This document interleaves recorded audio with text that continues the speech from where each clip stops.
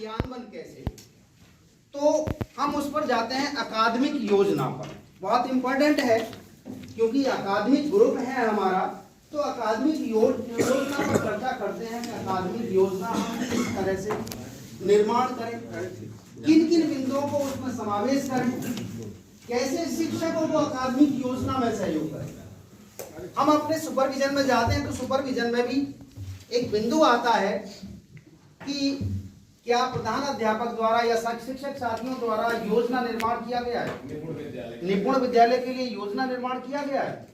तो वहां पर यदि नहीं किया गया है तो कैसे उनको सहयोग कर सकते हैं, किन किन बिंदुओं को बेहतर कार्य करने के लिए, बेहतर योजना निर्माण के लिए हम किन किन रणनीतियों का और कैसे कर सकते हैं। सबसे पहले हम चाहेंगे कि योजना क्यों होनी चाहिए। योजना, कोई भी योजना है या कार्य योजना है, उसके क्या फायदा है, क्यों कार्य योजना बनाए हम। कार्य योजना बना रहे हैं, कार्य योजना पर यहाँ चर्चा है, यहाँ अकादमिक योजना है, तो किसी भी कार्य को करने के लिए अकादमिक योजना, कार्य योजना की आवश्यकता होती है। तो उस योजना क्यों करते हैं, हम हर सीट से एक एक दो दो बिंदु लेना चाहेंगे कि योजना हमको क्यों बनानी चाहिए। इधर से शुरू करते हैं सर, उस सीट से, सीट नंबर 1, यानी शिक्षण को इसी तरह से सरल और प्रभावी अपेक्षित परिणाम पाने के लिए हमें कार्य योजना हमारे पास होनी बहुत आवश्यक है। योजना से सर जो है कार्य परिणाम की दिशा में बढ़ता, दिशा के लिए बहुत जरूरी है हम किस दिशा में बढ़ रहे हैं। और दूसरी चीज है कि समय और ऊर्जा बचती है, लक्ष्य की दिशा में ही बढ़ता, भटकाव की स्थिति नहीं रहती जी। टेबल नंबर 3 संचालन हेतु का सर उचित प्रयोग। यस, 4 लक्ष्य प्राप्त करने के लिए, लक्ष्य प्राप्ति के लिए कार्य ट्रेनिंग जो कराई जा रही है इसीलिए कराई जा रही है, कैंप बेस्ट करेगा। विष्णु सर, कार्य को यानी सही क्रम और सही ढंग से करने के लिए।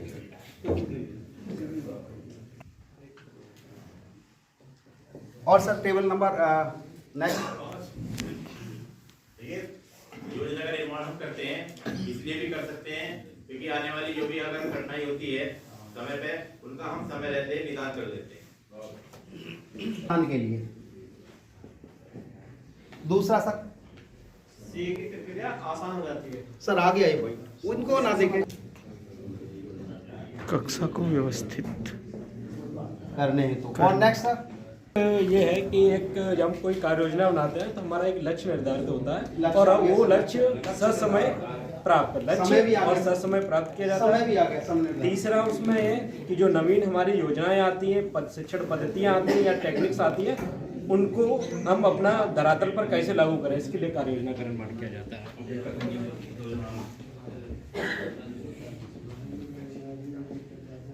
नवीन योजना के संचालन के लिए। एक और सर, एक चीज और होती है कि जब हमारे पास कार्य योजना पहले से तैयार होगी तो हमें ये पता रहेगा कि हमें इस कार्य योजना के लिए कौन सा सर हम केवल प्रश्न मेरा समझिए सर, स्कूल मैनेजमेंट के लिए, संसाधनों के चयन के लिए और एक प्रबंधन के लिए, स्कूल मैनेजमेंट, विद्यालय प्रबंधन, विद्यालय प्रबंधन हेतु समय में अपने कार्यों का समापन करना। बिल्कुल सही सर, समय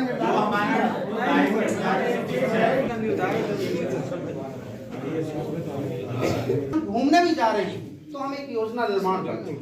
योजना क्या निर्माण करते हैं कि कितना खर्चा होगा, कैसे जाएंगे, क्या संसाधन लेने हैं।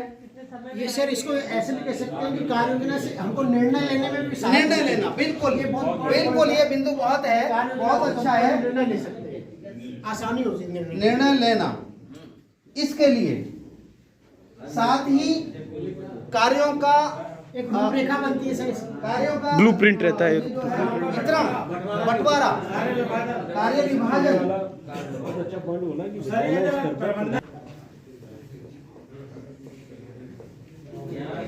चुनौतियों की पहचान के लिए, चुनौतियों की पहचान के लिए कैसे, यदि अभी जाने की योजना बना रहे थे और हमको शिमला पहुंचना है तो क्या चुनौतियां आ सकती हैं, पहाड़ पे हमें चढ़ना है। तो उसके बाद हम ये देखते हैं कि हमको करना क्या है।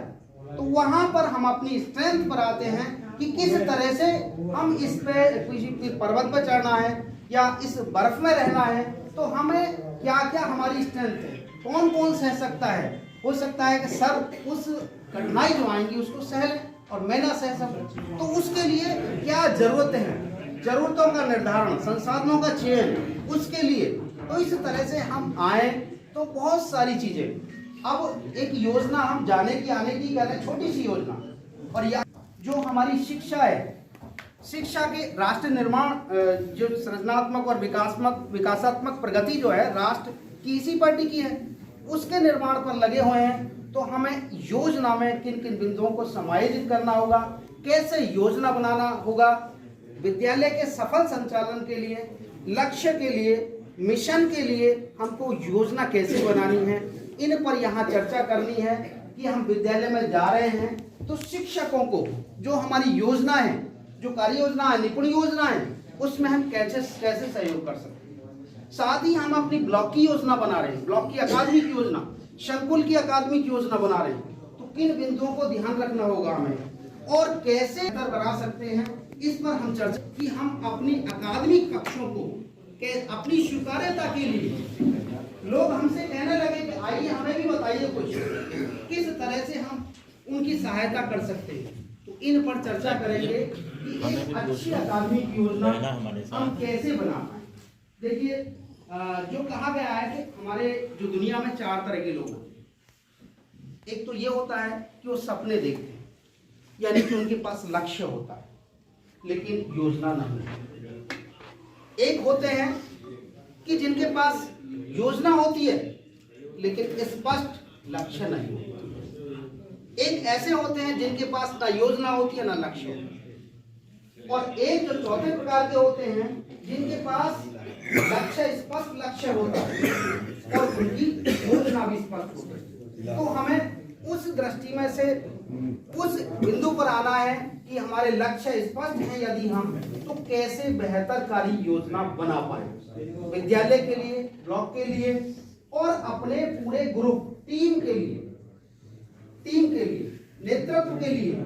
अभी नेतृत्व की भूमिका या अकादमिक पर्सन जो अकादमिक सहयोग करता है उसकी नेतृत्व की भूमिका है। उस नेतृत्व को प्रदान करने के लिए कैसे योजना बनाएं, किस तरह से करें, इस पर एक बेहतर समझ बना सके हम मिलजुल कर आपसी चर्चा करके कि विद्यालय में जा रहे हैं तो विद्यालय की कार्य योजना किस दृष्टि से देखें, हमारा नजरिया क्या होना चाहिए।